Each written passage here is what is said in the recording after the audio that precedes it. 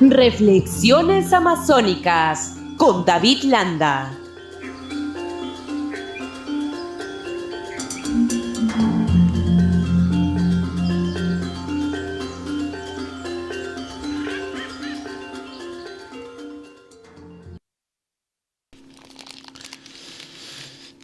Le damos la bienvenida a esta hora en nuestra secuencia Reflexiones Amazónicas a David Landa. Él es ecologista, miembro del colectivo Moyobamba 500 años, y estamos transmitiendo directamente desde Lima, y él está cómodamente sentado en los estudios de Antares Radio y Televisión desde Tarapoto, en la hospitalaria Tarapoto, en la región San Martín. Un saludo muy efusivo a los amigos de Radio Antares, también en Radio y Televisión en Tarapoto, y también saludar a David Landa. Gusto saludarte, David. Buen día, ¿cómo estás?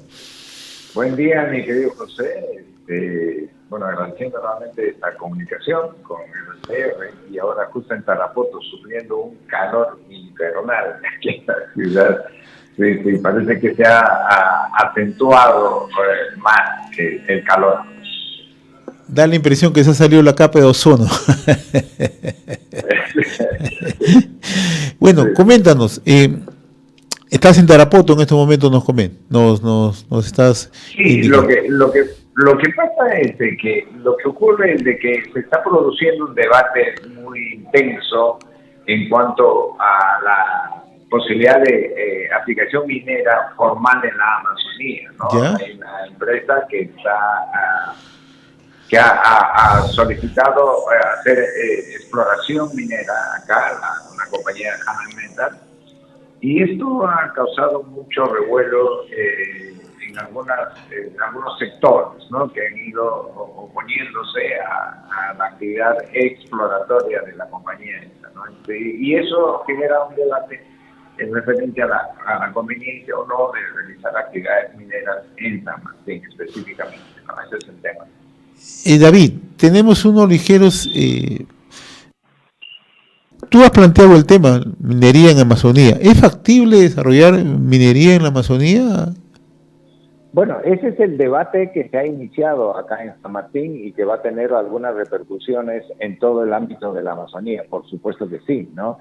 Tenemos empresas importantes interesadas en hacer, por ahora, exploración de posibilidades mineras en las metálicas acá en la región San Martín. Entonces, estamos en esta discusión. Y esto ha generado, la presencia de esta empresa ha generado bastante controversia y posiciones a veces... ¿Qué empresa nos dices? ¿Qué empresa? La empresa Hana Metals, ¿no? Ya, Hana Metals, claro, sí, ¿no? Ya. Entonces, muy bien, pero hay un sector grueso de la población, creo que la mayoría, piensan que estas actividades ya van a incidir directamente en el territorio, va a haber una destrucción del medio ambiente, etcétera, etcétera, en esta fase de exploración, ¿no? Y yo creo que ahí hay que aclarar los dos escenarios, ¿no? Un escenario de exploración y un posible escenario de explotación. Ambas situaciones necesitan una consideración especial. Primero, ilustrar a la población en el sentido, y creo que ahí ha habido una falencia, de que la fase de exploración no causa mayores impactos ambientales. En realidad sus impactos son absolutamente mínimos, a diferencia de la fase de explotación, que ya es una fase donde se interviene directamente al territorio para extraer estos minerales. Y ahí sí se tiene que hacer un debate referente a la modalidad y si es posible o no es posible hacerlo en un espacio amazónico, ¿no? Ahora, yo te comentaba hace unos instantes, ¿no? Quienes creemos en los proyectos de minería, de gran minería y minería responsable, apostamos precisamente por estos emprendimientos en distintos puntos del país, siempre y cuando estos respondan, ¿no?, a los requerimientos, a los estándares, a las consideraciones y al marco legal, ¿no?, y en pleno respeto también al relacionamiento con las comunidades, ¿no? Lo que ocurre es que en los últimos años uno de los principales factores para el crecimiento de la minería responsable es haber cumplido con cada uno de estos factores que yo te los menciono. Si eso se incumple, en definitiva, entramos a un problema, y un problema que puede ir creciendo. Pero quienes consideramos que puede haber un avance en las proyecciones, en las perspectivas de desarrollo minero, se tiene que cumplir con todas estas consideraciones: marco legal, respeto medioambiental, respeto hacia las comunidades. Si esto se cumple, en buena hora. Claro, en realidad hasta ahora el escenario minero nacional ha sido el ANDE, ¿no? Y la modalidad de extracción minera ha sido la de tajo abierto. Y obviamente el ANDE tiene mejores condiciones para recibir este tipo de explotación minera a tajo abierto por sus condiciones territoriales peculiares, y los impactos ambientales no tendrían la relevancia y la magnitud que se produciría en la Amazonía con esta modalidad, ¿no? Y es entendible de que la minería es muy necesaria para el país, de hecho, que tiene una presencia en el 10% del PBI nacional. Y la modalidad del canon es muy interesante, porque cuando se transfieren los recursos a los gobiernos subnacionales, o sea, regional o locales, del canon, esos son acumulables y no retornan, si es que no son aplicados, no retornan al Estado Nacional, a la economía, sino que se van acumulando como un crédito ahí para que ellos puedan, los gobiernos subnacionales, aplicarlo en obras. Eso es verdad. Es verdad también que la minería ahora tiende a tener una responsabilidad ambiental mayor, y cada vez se van desarrollando tecnologías muy avanzadas para la explotación minera. Y claro, se cumplen las regulaciones ambientales, que son muy exigentes, y también se cumple con las responsabilidades sociales, y los aportes a la economía de algunas zonas han sido significativos. Hay que mencionar, por ejemplo, alguna minera como Cerro Verde en Arequipa, que ha tenido pues un impacto maravilloso en la población, ¿no? El río Chili, que tenía pues una presencia masiva de coliformes fecales por centímetro cúbico, hoy día la presencia es casi inexistente de coliformes, porque era un río casi muerto hace algunos años, pero hoy día ya es un río absolutamente vivo y sus aguas han sido totalmente tratadas. Las aguas residuales de las poblaciones, y ya no fueron al río Chile como cloaca, sino con aplicación de plantas de tratamiento de aguas residuales, ahora están incorporadas para uso en actividades humanas, ¿no? Incluso alimentación y como agua potable. Entonces, eso es verdad, pero en la Amazonía, la presencia minera que tenemos, y que afecta más o menos a unos 1.000 kilómetros cuadrados de la Amazonía, es la minería ilegal, ¿no? Esta minería que ha generado una criminalidad tremenda en Madre de Dios, que es la parte más emblemática, y en otras zonas del Perú, como la cordillera del Cóndor, y ahora ya también empieza a tener presencia en algunos ríos de nuestra región de San Martín. Entonces, la presencia aquí en la Amazonía ha sido de la minería ilegal, y una minería que no tiene control por ningún organismo público, obviamente, tampoco es reprimido como se debe hacer, ¿no?, para eliminarlo completamente, y que tiene un impacto, como lo que estamos viendo en las imágenes, mayúsculo en el medio, no sobre el territorio. Hay un uso indiscriminado de elementos químicos altamente contaminantes, ¿no?, que envenenan las aguas, y es cierto. Entonces, no hemos tenido experiencias todavía en la Amazonía de una minería formal, diríamos. Claro, hay minería formal, es verdad, pero en pequeña escala, pero no ya al nivel que se está pretendiendo de repente. Entonces, esto preocupa mucho a la población, que todavía no sabe diferenciar entre un estadio de exploración, de estudio, y un estado de explotación, ¿no? Ahora, yo te planteaba la pregunta si es factible este desarrollo en la Amazonía, porque hemos visto casos justamente que van en la afectación en el ecosistema: el caso de Madre de Dios, el caso de Loreto, el caso de Condorcanqui, que te lo mencionaba en Amazonas, que tú lo conoces muy bien, que está ubicado en zona fronteriza con Ecuador, ¿no?, donde es presencia de minería ilegal, ¿no? Y eso es lo que, de una otra manera, muchas veces quienes se oponen a la minería formal no dicen absolutamente nada contra la minería ilegal, aquella que contamina, aquella que causa perjuicios, aquella que enfrenta los propios derechos de las propias personas. Entonces, ¿a qué crees tú que obedece esto, no? Pero esto tiene en realidad un avance muy preocupante en muchas zonas y la Amazonía no está al margen de eso. Bueno, obedece a varios factores, ¿no?, que se inmiscuyen en el tema.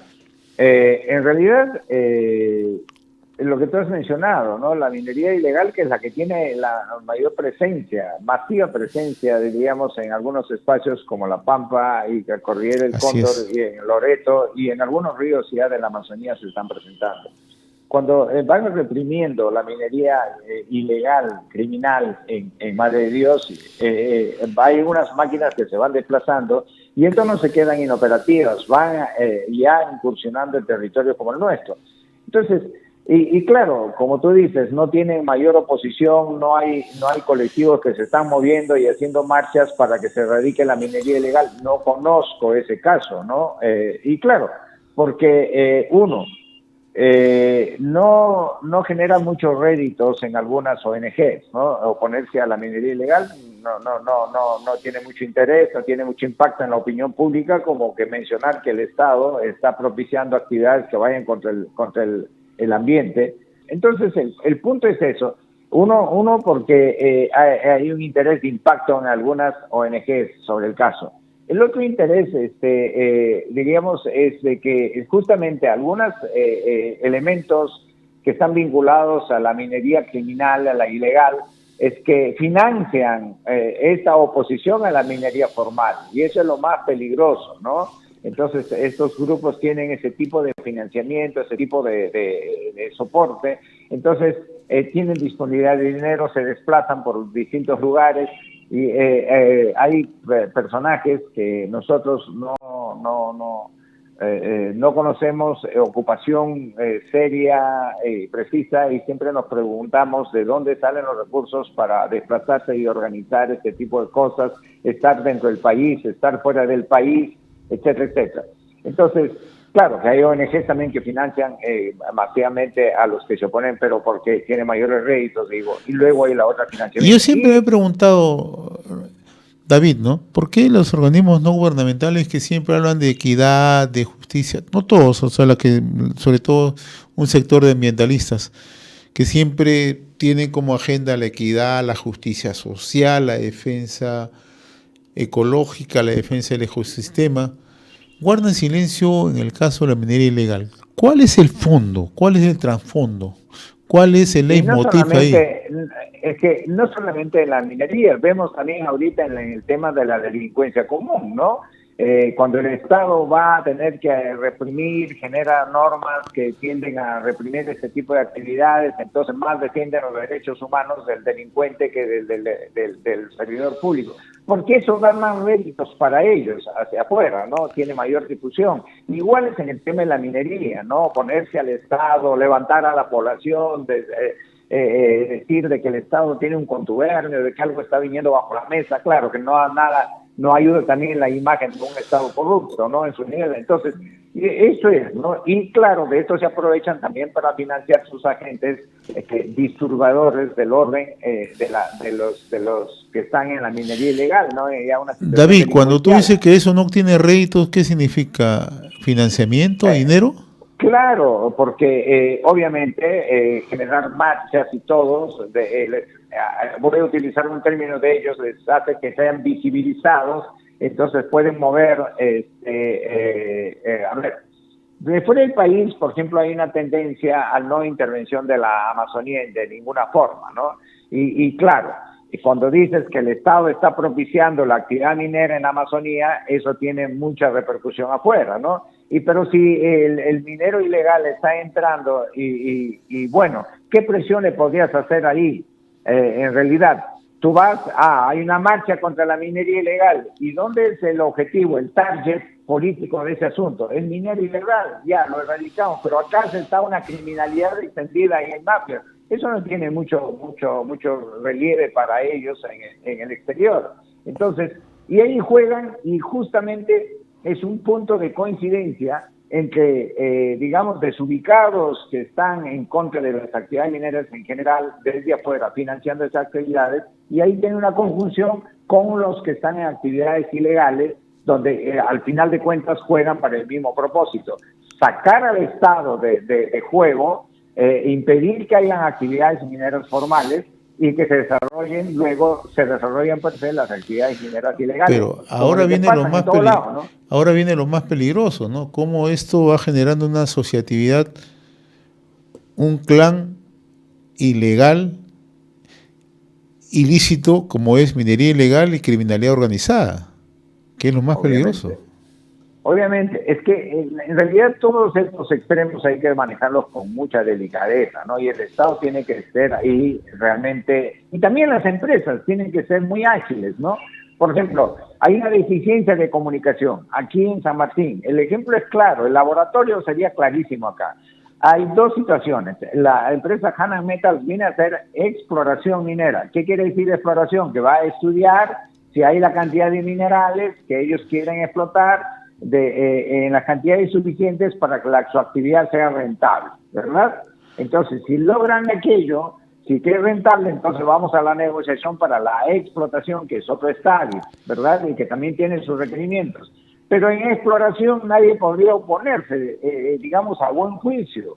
¿Por qué? Porque me van a dotar a mí de conocimiento del contenido del subsuelo de mi territorio. Y bienvenido sea, porque es una inversión millonaria en hacer todas estas protecciones, que son perforaciones muy profundas, pero que no tienen mayores impactos porque son perforaciones, los sondeos tienen el diámetro de una tacita de té, ¿no? Y que van ahí, se hacen los sondeos para saber la composición del suelo.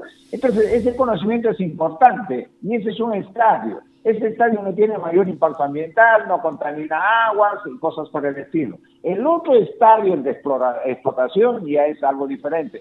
Y para eso, las empresas a veces, ni el Estado tampoco, porque el Estado también es interesado en que se desarrolle una actividad económica. Entonces, el Ministerio de Energía y Minas no tiene la capacidad de comunicacional para instruir a la población y evitar estos conflictos. La empresa, de igual manera, no tiene a la gente más idónea para informar a la población y evitar que se le cuelen y se le pongan enfrente estos manipuladores de la movilización social. Entonces, ahí yo creo que ahí tienen que afinar. Este laboratorio es interesante para sacar conclusiones de cómo se tiene que manejar fundamentalmente, yo creo, el área comunicacional para poder instruir a la población. Ahora, el debate es importante porque genera ya una discusión para el otro estadio. En el caso de que se diese una actividad minera en la región amazónica, ya la discusión viene qué tipo de intervención del territorio tiene que ser. Hay otras personas que dicen no absolutamente a ningún tipo de operación minera en la Amazonía, ni siquiera la subterránea, que sí lo acepta Costa Rica, ¿verdad?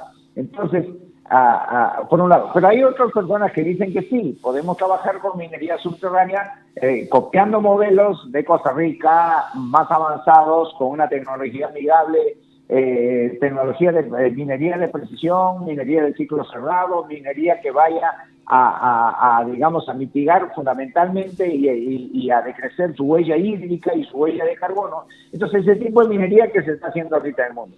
Entonces, hay esta discusión, pero es bueno que ya se empiece a hacer, así ¿verdad? Se ha abierto justamente la discusión y poner estos temas en la mesa, ¿no? Sobre temas de interés que naturalmente son en el día a día y que de una u otra manera forman parte del desarrollo de cada una de nuestras regiones. Yo te agradezco, David, sé que estás en Antares, y un saludo muy especial a nuestro buen amigo Ramón Amaringo, que es el director de Radio y Televisión Antares, donde te encuentras ahí en estos momentos. Sí, pues, y también agradeciendo como siempre a Antares que nos presta su estudio, porque justo terminamos ahorita de un debate. Saludos a Ramón. Y eso, sí, perfecto, le doy los saludos y un abrazo y agradecimiento a RCR por estos espacios que son muy necesarios para ir discutiendo lo que nos concierne para nuestro desarrollo acá en la Amazonía.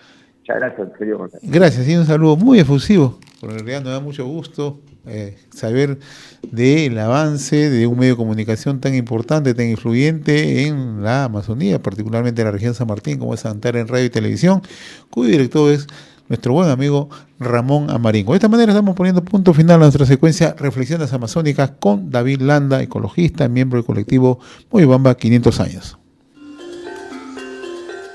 Reflexiones Amazónicas con David Landa.